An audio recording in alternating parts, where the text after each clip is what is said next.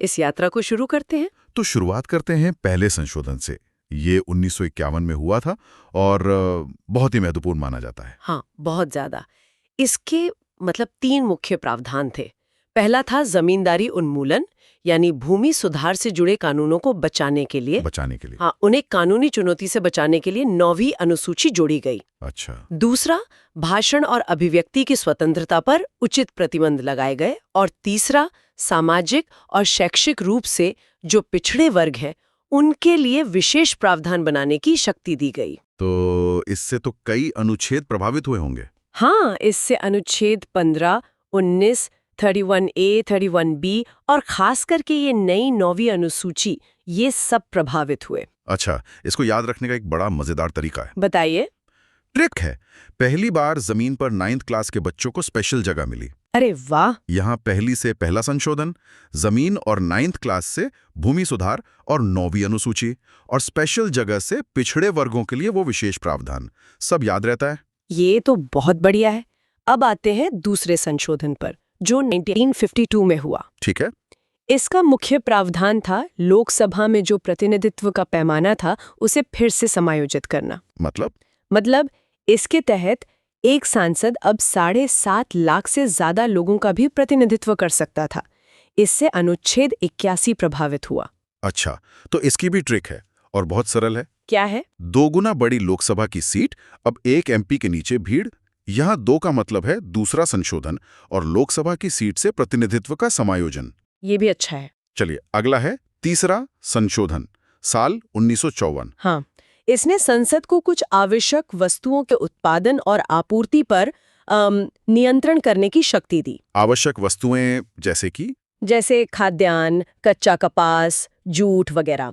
ये 7वीं अनुसूची की समवर्ती सूची से जुड़ा हुआ मामला है। इसे याद रखने के लिए एक मजेदार लाइन है, 3 तिगाड़ा काम बिगाड़ा, संसद ने जरूरी सामान पर कंट्रोल लगाया। ये तो अच्छा है। फिर आया चौथा संशोधन 1955 में। जी। इसके तहत निजी संपत्ति के अधिग्रहण पर राज्य जो मुआवजा देगा उसे न्यायिक समीक्षा से बाहर कर दिया गया। मतलब कोर्ट उस पर सवाल नहीं उठा सकते। बिल्कुल। और साथ ही कुछ और अधिनियमों को 9वीं अनुसूची में डाल दिया गया। तो इसकी ट्रिक है, 4 लोगों की जमीन ली, मुआवजे पे कोर्ट चुप रही। ये मुआवजे को न्यायिक समीक्षा से बाहर रखने वाले प्रावधान को याद कराता है। बिल्कुल सही। 1955 में ही 5वां संशोधन भी हुआ था, है ना? हाँ, इसने राष्ट्रपति को ये शक्ति दी कि वो राज्यों के क्षेत्र, सीमा या नाम बदलने वाले विधेयक पर राज्य विधायिका के लिए एक समय सीमा तय कर सकते। अच्छा, क्या आपको इतने समय में जवाब देना है? हाँ, बिल्कुल। ये अनुच्छेद 3 को प्रभावित करता है। इसकी भी ट्रिक है, 5 मिनट का टाइम दिया, स्टेट का ओपिनियन लिया। और 1956 में आया छठा संशोधन। जी।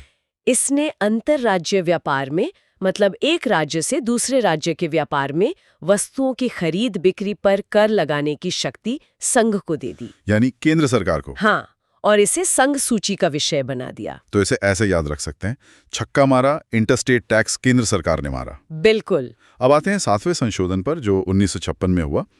ये परीक्षा के लिए बहुत बहुत जरूरी है। हाँ, ये बहुत ही महत्वपूर्ण है। इसने भाषाई आधार पर राज्यों का पुनर्गठन किया। अच्छा, जो हम आज का भारत का नक्शा देखते हैं उसकी नींव। एक तरह से, हाँ। जो भाग A, B, C, D राज्यों की पुरानी व्यवस्था थी उसे खत्म कर दिया गया और 14 राज्य और 6 केंद्र शासित प्रदेश बनाए गए। और एक और खास बात थी इसमें, ना? हाँ, इसमें 2 या 2 से अधिक राज्यों के लिए एक सामान्य उच्च न्यायालय यानी कॉमन हाई कोर्ट का भी प्रावधान किया गया। इसके तो बहुत ही आसान ट्रिक है, 7 जन मिलकर 14 स्टेट्स और 6 यूटीज के टूर पर गए। ये तो बहुत आसानी से याद रहेगा। अब बात करते हैं 8वें संशोधन की। ये 1960 में हुआ। जी। इसने SC, ST और एंग्लो इंडियंस के लिए लोकसभा और राज्य विधानसभाओं में जो आरक्षण था उसे 10 साल के लिए बढ़ा दिया, मतलब 1970 तक। तो इसकी ट्रिक है, 8 साल नहीं, रिजर्वेशन 10 साल आगे बढ़ा। एकदम सही। 1960 में ही 9वां संशोधन भी आया। हाँ, और ये थोड़ा विवादास्पद था। इसके तहत 1958 के भारत पाक समझौते के अनुसार बेरूबारी संघ का क्षेत्र जो पश्चिम बंगाल में था पाकिस्तान को दे दिया गया। ओह, तो इसकी ट्रिक भी थोड़ी व्यंग्यात्मक है। बेरूबारी को नो बोलना था पर पाकिस्तान को दे दिया। हाँ, ये याद रखने में मदद करेगा। फिर 1961 में 10वां संशोधन हुआ। इसमें क्या हुआ? इसके द्वारा दादरा और नगर हवेली को भारत के केंद्र शासित प्रदेश के रूप में अधिग्रहित किया गया। इसे याद रखने के लिए 10 रुपए में दादरा और नगर हवेली को इंडिया में शामिल कर लिया। बिल्कुल। 11वां संशोधन 1961 ये चुनाव प्रक्रिया से जुड़ा था, सही है? हाँ, इसने उपराष्ट्रपति के चुनाव की प्रक्रिया में बदलाव किया। अब संसद की संयुक्त बैठक के बजाय एक निर्वाचक मंडल द्वारा चुनाव होने लगा। और एक और बात थी इसमें। हाँ, ये भी साफ किया गया कि राष्ट्रपति या उपराष्ट्रपति के चुनाव को इस आधार पर चुनौती नहीं दी जा सकती कि निर्वाचक मंडल में कोई पद खाली था। अच्छा, तो ट्रिक है 1 और 1 11 वीपी का इलेक्शन हुआ सबसे न्यारा। फिर 1962 में 12वां संशोधन हुआ। जी। इसने गोवा, दमन और दीव को भारत के केंद्र शासित प्रदेश के रूप में अधिग्रहित किया। इसकी ट्रिक तो मजेदार है। 12 बजे गोवा, दमन और दीव में पार्टी शुरू हुई। हाँ, और 1962 में ही 13वां संशोधन भी हुआ। बिल्कुल।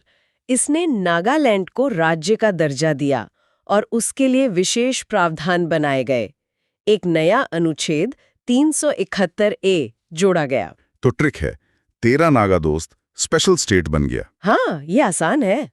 14वां संशोधन ये भी 1962 का ही है। इसमें क्या हुआ? इसके द्वारा पुडुचेरी को भारत के केंद्र शासित प्रदेश के रूप में अधिग्रहित किया गया। अच्छा। और साथ ही हिमाचल प्रदेश, मणिपुर, त्रिपुरा, गोवा, दमन और दीव और पुडुचेरी में विधानमंडल और मंत्री परिषद का प्रावधान भी किया गया। तो इसकी ट्रिक है 14 साल का वनवास नहीं, पुडुचेरी को यूटी बनाया भाई। बिल्कुल। अब आते हैं 1963 पर 15वां संशोधन। हाँ, इसमें उच्च न्यायालय के न्यायाधीशों की सेवानिवृत्ति की आयु मतलब रिटायरमेंट की उम्र 60 से बढ़ाकर 62 वर्ष कर दी। ट्रिक है 15 साल की सर्विस के बाद जज की रिटायरमेंट 60 से 62 हुई।